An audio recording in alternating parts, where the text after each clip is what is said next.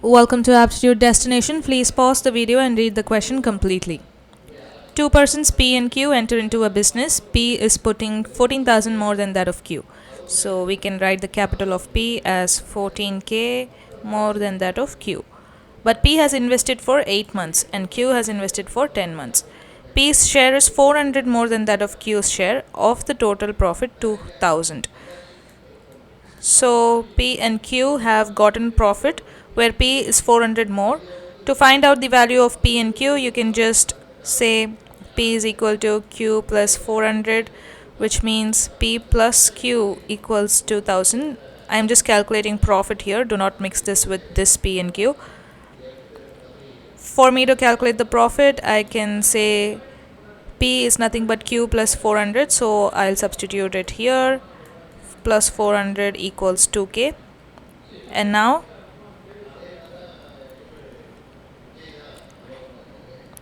so this can be considered as 2Q. 2Q plus 400 is equal to 2000. So 400 can be subtracted from 2000 as such, which means 1600. And Q's value is nothing but 800. Which means P's value is the remaining, that is 1200. Now it satisfies the concept that P has 400 more of the profit than what Q has obtained. Now all we are supposed to do is find out the actual capital invested by P here. So now we know that Q has 40% of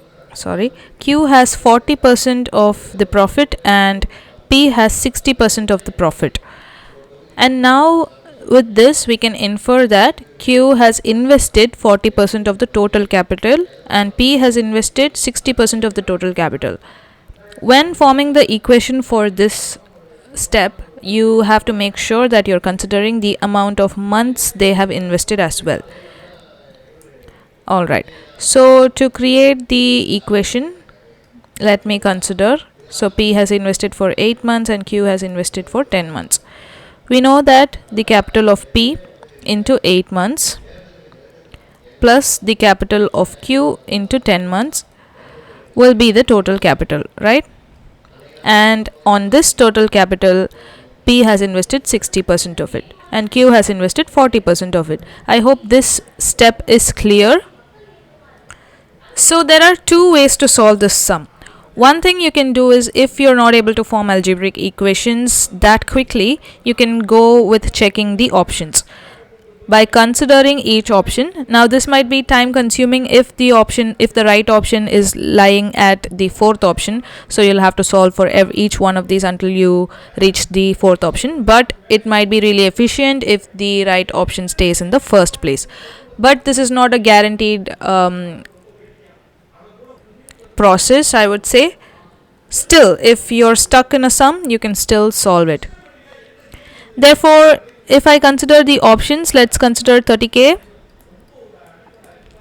And if I consider 30K as the capital invested by P, then the completely invested capital of P would be 30K into 8, which means 2,40,000.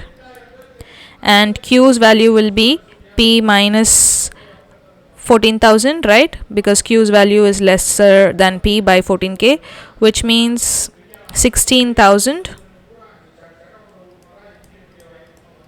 For 10 months will be 1,60,000. Now I can see that the total value of these two would be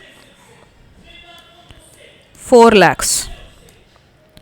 And I just have to check if P's value is 60% of 4 lakhs and Q's value is 40% of 4 lakhs, and then I can easily mark the answer.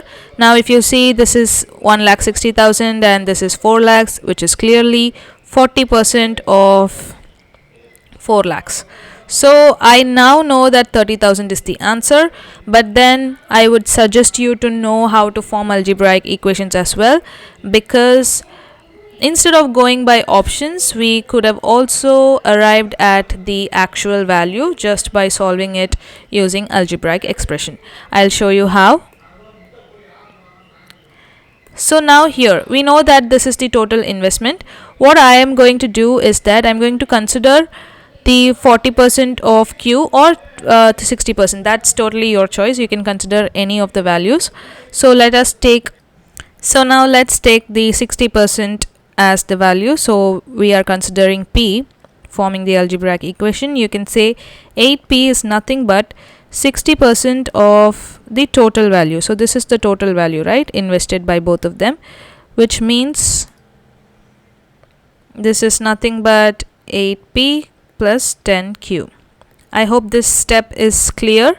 Now we'll just simplify both of this as 3 by 5. Now when the 5 goes here, this will be 40P equals 3 into 8 is 24P plus 3 into 10Q is 30Q. Now that we have formed the equation, we can easily cancel these out. 40 minus 24 will give you 16P equals 30Q. Now you can also substitute P in place of Q, because here you can say Q is nothing but P minus 14K. Let's just substitute this. Now that we have substituted P minus 14,000 in place of Q, we can solve this by saying 16P is nothing but 30P minus 30 into 14K. Right? So let's just make everything positive. So 16 will come here as a negative sign, and 30 into 14K we can shift it towards here. So this will be 30 minus 16P will give you 14P equals 30 into 14K. We have arrived at the answer. So basically this will get cancelled and this will be 1,000. So 30 into 1,000 will give you 30,000. Now we know the actual money invested by P. Therefore, option A is the right answer.